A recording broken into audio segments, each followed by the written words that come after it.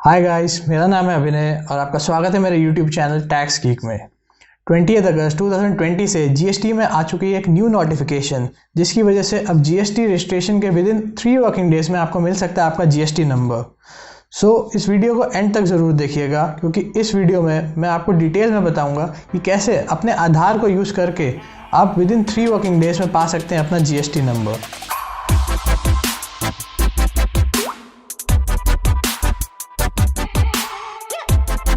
इस वीडियो को मैंने मेनली 5 पार्ट्स में डिवाइड किया है। बैकग्राउंड ऑफ आधार ऑथेंटिकेशन, उसके legal provisions, process of Aadhaar authentication, common errors while doing the Aadhaar authentication and what are the advantages of Aadhaar authentication. 20 सितंबर 2019 को जीएसटी काउंसिल की 37th मीटिंग में ये डिसाइड हुआ था कि न्यू जीएसटी रजिस्ट्रेशंस के लिए आधार ऑथेंटिकेशन को इंट्रोड्यूस किया जाएगा। इसका इम्प्लीमेंटेशन 2 फेजेस में होगा।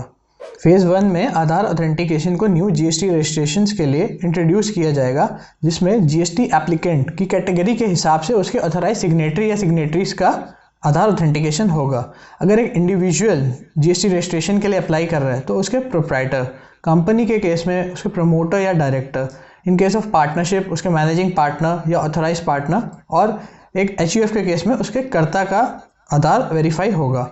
या फिर किसी भी बिजनेस फॉर्म के अगर कोई और ऑथराइज सिग्नेटरी है अदर देन उसके ओनर्स या डायरेक्टर्स, तो उनका भी आधार वेरीफाई होगा। जो टैक्स पेयर्स फेज़ 1 में कवर नहीं हो पाए, मतलब जो एग्जिस्टिंग टैक्स पेयर्स हैं, फेज़ 2 में उनके ऑथराइज सिग्नेटरी का EKYC प्रोसेस के थ्रू आधार ऑथेंटिकेशन होगा। चलिए अब बात करते हैं आधार ऑथेंटिकेशन के लीगल प्रोविजंस के बारे में। CGST एक्ट 2017 के सेक्शन 25 में अमेंडमेंट आई है और ये अमेंडमेंट 1 जनवरी 2020 से एप्लीकेबल है। और आधार ऑथेंटिकेशन को एक फर्म लीगल बेसिस के साथ न्यू जीएसटी रजिस्ट्रेशंस में एनेबल करने के लिए CGST एक्ट के सेक्शन 25 में 4 सब रूल्स भी ऐड किए गए हैं। वो सब रूल्स है 6A, 6B, 6C और 6D। 20 अगस्त 2020 को जीएसटी नोटिफिकेशन नंबर 62 और 2020 इशू की गई है, जिसकी वजह से 21 अगस्त 2020 से न्यू जीएसटी रजिस्ट्रेशंस में आधार ऑथेंटिकेशन कमेंस हो चुका है। ये तो थे आधार ऑथेंटिकेशन के लीगल प्रोविजंस। चलिए अब बात करते हैं इसके प्रोसेस के बारे में।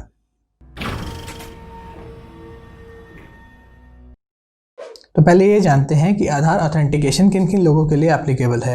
ये एक प्रोप्राइटर, पार्टनरशिप फर्म, कर्ता एचयूएफ और बाकी ऑथराइज सिग्नेटरीज जो न्यू जीएसटी रजिस्ट्रेशंस के लिए जीएसटी के फॉर्म GST REG 01 में अप्लाई कर रहे हैं, उनके लिए एप्लीकेबल है। जीएसटी रजिस्ट्रेशन में अप्लाई करने के टाइम आधार ऑथेंटिकेशन के लिए एप्लीकेंट को 2 ऑप्शन दिए जाएंगे, येस और नो। एप्लीकेंट अपने चॉइस के हिसाब से येस और नो में से कोई भी ऑप्शन सिलेक्ट कर सकता है। अगर आप येस ऑप्शन सिलेक्ट करते हैं तो आपके जीएसटी रजिस्टर्ड मोबाइल नंबर और ईमेल पे एक लिंक सेंड किया जाएगा। जैसे ही आप उस लिंक पे क्लिक करेंगे तो आपके सामने एक डिक्लेरेशन स्क्रीन ओकर होगी, जिसमें आपको अपना आधार नंबर डालना है और उसको वैलिडेट करना है। जैसे ही आप अपने आधार को वैलिडेट करेंगे तो जीएसटी डिपार्टमेंट UIDAI की वेबसाइट के साथ आपकी आधार की डिटेल्स को वेरीफाई करेगा। अगर आपकी डिटेल्स मैच हो जाती हैं तो आपके आधार लिंक मोबाइल नंबर और ईमेल पे एक OTP सेंड किया जाएगा। तो जीएसटी रजिस्ट्रेशन की जो स्क्रीन है, उस स्क्रीन पर आपको उस OTP को डालना है और वैलिडेट करना है। जैसे ही आप उस OTP को वैलिडेट करेंगे तो सक्सेसफुल वैलिडेशन या सक्सेसफुल EKYC ऑथेंटिकेशन का मैसेज पॉपअप होगा। तो गाइज, ये बहुत इंपॉर्टेंट है कि आपका आधार नंबर आपके अपडेटेड मोबाइल नंबर और ईमेल आईडी से लिंक है। अगर आपका आधार नंबर आपकी लेटेस्ट ईमेल आईडी और अपडेटेड मोबाइल नंबर से लिंक नहीं है तो पहले आपको उसको लिंक कराना चाहिए। चलिए बात करते हैं, अगर आप आधार ऑथेंटिकेशन के टाइम पे नो ऑप्शन सिलेक्ट करते हैं। अगर आपने नो ऑप्शन सिलेक्ट किया तो आपकी जीएसटी रजिस्ट्रेशन की एप्लीकेशन टैक्स अथॉरिटी को भेज दी जाएगी और उनको 21 डेज़ का टाइम दिया जाएगा आपकी जीएसटी रजिस्ट्रेशन अप्रूव या रिजेक्ट करने के लिए। जो जीएसटी टैक्स अथॉरिटी है वो आपकी जीएसटी रजिस्ट्रेशन की एप्लीकेशन को प्रॉपर डॉक्यूमेंट्री एविडेंस के थ्रू चेक कर सकती है, या फिर साइट वेरिफिकेशन या साइट विजिट करके भी चेक कर सकती है। आधार ऑथेंटिकेशन का फीचर न्यू जीएसटी रजिस्ट्रेशंस में क्विक अप्रूवल के लिए इंट्रोड्यूस किया गया है। बट ये फीचर सिर्फ इंडियन सिटीजन्स ही अवेल कर सकते हैं। अगर कोई नॉन रेसिडेंट टैक्स पेयर्स है या फिर टैक्स डिडक्टर है या टैक्स कलेक्टर है या कुछ और कैटेगरीज में फॉल करता है तो आधार ऑथेंटिकेशन उनके लिए रिक्वायर्ड नहीं है। आधार ऑथेंटिकेशन के प्रोसेस के दौरान आपको कुछ एरर्स भी फेस करने पड़ सकते हैं। जैसे कि एक एरर ये हो सकता है कि आपने अपना आधार नंबर या फिर वर्चुअल आईडी इनकरेक्टली एंटर की है। अगर आपने गलत आधार या आधार वर्चुअल आईडी एंटर की है तो आपको ओटीपी रिसीव नहीं होगा। तो इन केस आपको ओटीपी रिसीव नहीं हो रहा है तो आप दोबारा से अपना आधार रीवेरीफाई करके आधार और या फिर वर्चुअल आईडी को एंटर कर सकते हैं और वैलिडेट कर सकते हैं। तो दूसरा एरर आपकी स्क्रीन पे ये आ सकता है कि आपने इनकरेक्ट ओटीपी एंटर किया है। तो अगर आपने गलत ओटीपी एंटर कर दिया है तो आप आधार ऑथेंटिकेशन के लिंक पे दोबारा क्लिक करके ओटीपी मंगवा सकते हैं और वो ओटीपी यहाँ पे डाल सकते हैं। तीसरा एरर आपको ये रिसीव हो सकता है कि जो आपका आधार नंबर है उसमें ना कोई ईमेल आईडी और ना ही कोई मोबाइल नंबर लिंक्ड है।